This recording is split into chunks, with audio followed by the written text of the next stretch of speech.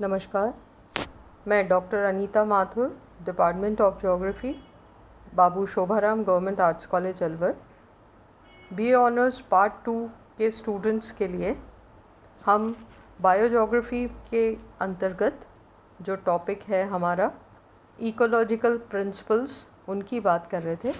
और उसमें हमने देखा कि हमारे पारिस्थितिक तंत्र में जितना भी सिस्टम होता है ये एक नियम के तहत होता है। जितनी भी चीज़ें क्रियाशील होती हैं, ऊर्जा का स्थानांतरण होता है, ऊष्मा का क्षय होता है, ये एक सिस्टम के तहत होता है।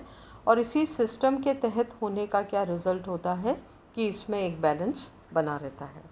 कल हम कुछ नियम पढ़ रहे थे और ये नियम किसके बारे में थे कि किस प्रकार से हम जो प्राकृतिक परिस्थितियों में पोषण स्तरों में जो ऊर्जा का निष्पादन होता है, जो इन्वेस्टमेंट होता है, इनपुट होता है, आउटपुट होता है, उसके कुछ नियम होते हैं। 2 नियम हमने कल पढ़ लिए थे। आज तीसरा नियम हम पढ़ते हैं जिसमें ये बताया गया है कि उच्च पोषण स्तरों में जातियां अपना आहार प्राप्त करने के लिए और उनको यूज़ में लाने के लिए उनमें अधिक दक्षता होती है। क्यों दक्षता होती है?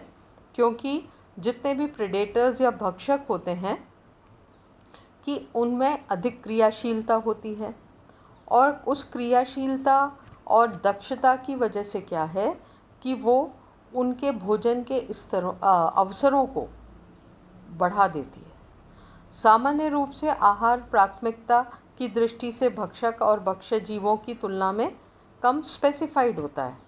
उदाहरण के लिए जैसे भक्षक प्राणियों को अपना आहार प्राप्त करने के लिए श्रम करना पड़ता है, कुछ वो एक्टिविटी करते हैं तभी उनको भोजन प्राप्त होता है, ऊर्जा प्राप्त होती है। अतः ये अधिक क्रियाशील और चुस्त होते हैं और अपना आहार प्राप्त करने के लिए इन्हें अधिक से अधिक जीवों के पीछे भागना पड़ता है, उनका सामना भी करना पड़ता है। इसलिए इस स्थिति में प्रकृति उन्हें अधिक एफिशिएंट बना देती है। उदाहरण के लिए शेर को हिरण का शिकार करने के लिए काफ़ी फुर्ती दिखानी पड़ती है। अगर शेर की स्पीड अच्छी नहीं होगी तो वो हिरण को कभी नहीं पकड़ पाएगा और ये उससे धीरे धीरे उसका डेवलपमेंट रुक जाएगा। हो सकता है उस प्रजाति का भी विनाश हो जाए। इसी तरह से आप बचने की अगर हम बात करें, आप ये देखिए कि अगर खरगोश जैसा जीव है, यदि उसके पास स्पीड नहीं होगी तो शीघ्र ही उसका भक्षण हो जाया करेगा और वो जीव विलुप्त हो जाएगा। तो भगवान ने उसको क्या किया है, प्रकृति ने उसको क्या किया है, नेचर ने उसको बचाने के लिए क्या किया है, उसको स्पीड दे दी।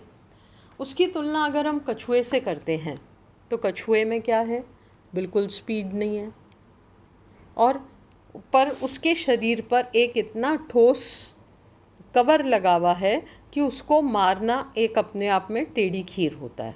इसलिए उसके शिकार की बहुत ज़्यादा ज़रूरत नहीं पड़ती है। तो आप ये देखिए कि अगर इन दोनों जीवों की कैरेक्टरिस्टिक्स आपस में बदल जाएं तो दोनों का ही विनाश हो जाएगा। तो आप ये देखिए कि प्राकृतिक तौर पर कोई भी जो जीव होते हैं उनमें जितनी अधिक दक्षता होगी उतनी ही वो भोजन को ग्रहण करने की उनमें एक एफिशिएंसी अपने आप ही पैदा हो जाएगी, फुर्ती पैदा हो जाएगी।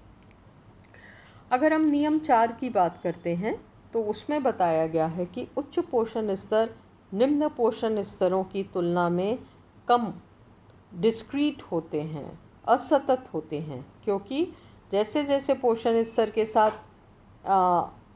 जंतु एक से अधिक स्रोतों, मतलब उसके पास भोजन के जब ऑप्शन आ जाते हैं उनसे ऊर्जा प्राप्त करता है, और उच्च पोषण स्तर के जंतु आहार ग्रहण करने के लिए अपनी आदत के हिसाब से होते हैं, वो सुलभ आहार को प्राप्त करते हैं और अधिक दक्ष होते हैं। जैसे इसको अगर हम साधारण शब्दों में समझें तो अगर प्रत्येक उच्च स्तर के जीव के जंतु केवल अपने नीचे वाले स्तर से ही अगर भोजन प्राप्त करते हैं, ऊर्जा प्राप्त करते हैं, तो समस्त पोषण स्तर जो है वो असतत रूप में श्रृंखलाबद्ध होकर नहीं हो पाएगा। बढ़ते पोषण स्तर के साथ उसकी असततता कम हो जाएगी। ठीक है। अगला नियम ये है कि पोषण स्तर जो है, आहार श्रृंखला जो है छोटी होती है। सामान्य रूप से 4 लंबवत कड़ियों में ये पूरी हो जाती है, क्योंकि उच्च पोषण स्तरों से ऊर्जा का ह्रास बहुत अधिक होता है। और उच्च पोषण स्तर की जो स्पीसीज़ होती हैं, प्रजातियां होती हैं, वो कम डिस्क्रीट होती हैं। अर्थात यदि ऊर्जा का गमन मात्र एक पोषण स्तर से ठीक उसके ऊपर पोषण स्तर की ओर होगा तो आहार श्रृंखला लंबी हो जाती है। परंतु बढ़ते पोषण स्तर में ऊर्जा का गमन नीचे पोषण स्तरों से होता है तो उसका क्या रिजल्ट रहता है कि आहार श्रृंखला छोटी हो जाती है। तो ये हमने पढ़ा कि ये जो हमारा 8 पॉइंट चल रहा था जो ऊर्जा के निवेश के संबंध में था। आप देखिए, इसको रिकलेक्ट कीजिए, हम क्या पढ़ रहे थे? हम पढ़ रहे थे पारिस्थितिक नियम, इकोलॉजिकल प्रिंसिपल्स, पारिस्थितिकीय सिद्धांत। उसमें हमने 8 पॉइंट पढ़े थे और जो 8 पॉइंट था वो हमारा था ऊर्जा में जो पारिस्थितिक तंत्र में ऊर्जा का निवेश होता है, जो ऊर्जा का ह्रास होता है, इनपुट आउटपुट, उनके सारे नियमों के बारे में पढ़ा। अब हम पारिस्थितिक तंत्र के 9वें सिद्धांत पर आते हैं, 9वें प्रिंसिपल्स पे आते हैं, जिसमें ये बताया गया है कि रासायनिक और जैविक, रासायनिक मतलब अजैविक जो होता है, रासायनिक और जैविक तत्व कई संवृत्त तंत्रीय चक्रों के माध्यम चक्र का अर्थ है कि तत्वों का विभिन्न मार्गों से गमन होता है। इसको मैं सिंपल भाषा में आपको समझाऊं तो हम ये कह सकते हैं कि जितना भी हमारा ये जो पारिस्थितिक तंत्र है, इसमें विभिन्न घटकों में एक संचरण होता है और ये तत्वों का सकल भार प्राय समान होता है। ये तत्व जैविक समुदाय के लिए प्राय सदा ही सुलभ रहते हैं। जैव रासायनिक चक्र विभिन्न सरल और जटिल मार्गों पर क्रियाशील होता है और इस दौरान क्या होता है, और जितने भी रासायनिक और जैविक तत्व हैं उनका वितरण होता है, उनका रिसाइकल होता है और उनका एक तरह से उनका एक मैनेजमेंट होता है। ये प्रक्रिया जीवमंडलीय पारिस्थितिक तंत्र में इन तत्वों के जो भंडार होते हैं वो वायुमंडल, जैविक और अवसादीय अवस्थाओं से होकर संपन्न होते हैं। जीवमंडल के विभिन्न जीवों के जीवन निर्वाह के लिए जैविक और अजैविक दोनों तत्व पोषक तत्वों के रूप में आवश्यक होते हैं। इसको हम अगर बहुत साधारण भाषा में देखें तो हम जैव रासायनिक चक्रों के बारे में पढ़ चुके हैं कि हमारी पृथ्वी पर जितने भी रासायनिक चक्र हैं, जितनी भी रासायनिक चीज़ें हैं, ये भी रिसाइकल होती रहती हैं और रिसाइकल होकर इनकी जो इनका एक तरह से शेयर है, जो इनके भंडार हैं, वो उसी अवस्था में रहते हैं। और इन सभी तत्वों की ज़रूरत हर जीव वनस्पति को अब बढ़ने के लिए होती है।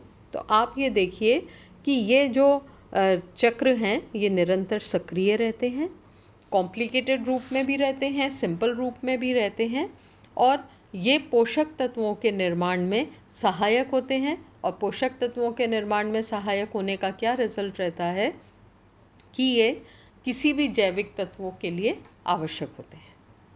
फिर हम बात करते हैं, अगर हम 10वें नियम की या सिद्धांत की बात करते हैं तो उसमें बताया गया है कि जो पारिस्थितिक तंत्र है उसकी उत्पादकता, अब उत्पादकता की बात करते हैं तो उत्पादकता मतलब प्रोडक्टिविटी 2 कारकों पर निर्भर करती है। हमारा जो ट्रॉपिकल लेवल या पारिस्थितिक तंत्र के जो अलग अलग स्तर हैं, ये हर स्तर अपने रूप में एक प्रोड्यूसर भी है, तो उसका ये उत्पादकता जो है वो 2 कारकों पे निर्भर करती है।